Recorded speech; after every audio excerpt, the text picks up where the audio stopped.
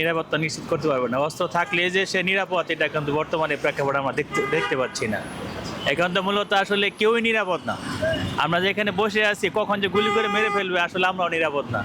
আর অস্ত্র থাকলে যে আমাকে মারবে না, এটা কোনো কথা নাই। সাধারণ আমরা পাবলিক, আমরা ভোট দিব, আমরা দেখবো যে যদি তার পিছনে পিস্তলই থাকে তাহলে তার ভয়ে ভোট দিতেছি আমরা। আসলে মন থেকে তো আমরা ভোট দিতেছি না।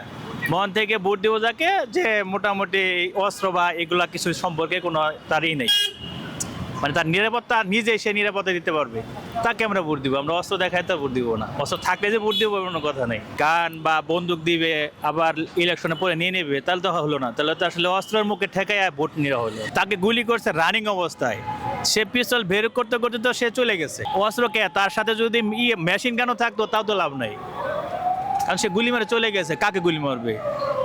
তার তো মাথায় গুলি করছে, হাতে পায়ে গুলি করলে একটা কথা ছিল, তার তো গুলি করছে মাথায়। সে তো অস্ত্র বেরই করতে পারবে না। নির্বাচনের আগে লাইসেন্স করা পিস্তল দিবে, আবার নির্বাচনে পরে নিয়ে নেবে, আসলে এটা ঠিক না। নিজের নিরাপত্তা নিজেই রাখতে হয়। বর্তমানে কেউ কারো নিরাপত্তা দিতে